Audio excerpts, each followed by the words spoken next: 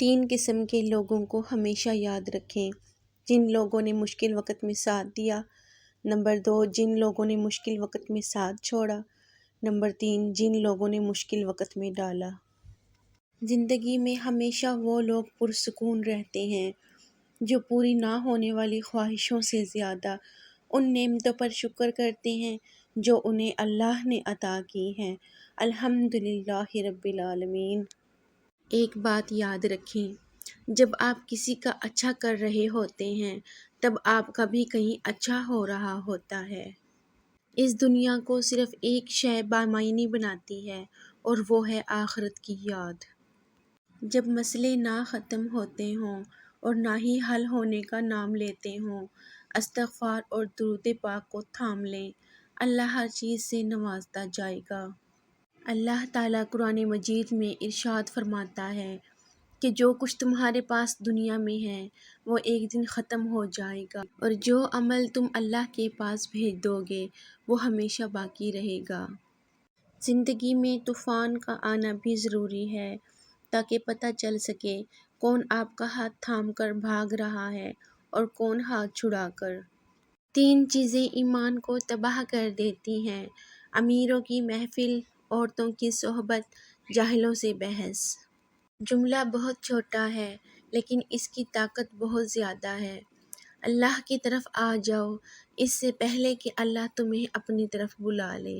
شکر ادا کرتے رہا کرو اس رب کا جو برداشت سے زیادہ دکھ نہیں دیتا مگر اوقات سے زیادہ سکھ ضرور دیتا ہے۔ تمام رشتوں میں سب سے کمزور رشتہ تمہارے جسم اور روح کا ہے، نہ جانے کس وقت اور کہاں ٹوٹ جائے۔ اپنے رب کے آگے سچے دل سے اپنی کمزوریاں بیان کر دیا کرو، وہ انہیں تمہاری قوتوں میں تبدیل کر دے گا، بے شک وہ ہر چیز پر قادر ہے۔ ضرورت سے زیادہ اچھے بنو گے تو لوگ لیموں سمجھ کر نچوڑ دیں گے۔ زندگی میں جب انسان کو ہدایت مل جائے وہ یہ نہ دیکھے کہ کیا کر چکا ہے، بس فوراً وہاں سے راستہ بدل لے۔ حضرت علی رضی اللہ تعالیٰ عنہ نے فرمایا، اگر خوش رہنا چاہتے ہو تو نہ کسی سے امید رکھو اور نہ شکوہ کرو۔ دھرتی پر سب سے زیادہ بوجھ ان نفرتوں کا ہے جو انسانوں کے دلوں میں دوسروں کے لیے ہیں۔ الجھنا چھوڑ دیں وقت سے، حالات سے اور لوگوں سے جنہیں آپ بدل نہیں سکتے۔ اپنی توجہ اس پر مرکوز کریں جسے آپ بدل سکتے ہیں، یعنی کہ اپنا آپ۔ کچھ لوگ اس وقت اعتبار توڑ جاتے ہیں جب ہم ان کی وفاداری کی مثالیں دے رہے ہوتے ہیں۔ موت کے ہوتے ہوئے انسان میں اتنی اکڑ ہے، ذرا سوچیں اگر موت نہ ہوتی تو کتنے غرور سے بھری ہوتی یہ دنیا۔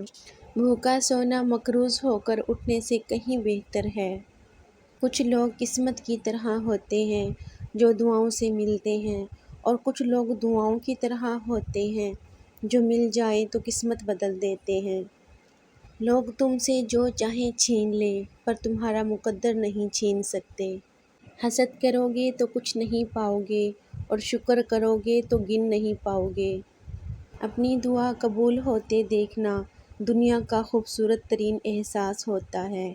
یا اللہ، میرے دل سے ہر اس چیز کی طلب مٹا دے جو مجھے مایوس کرتی ہے۔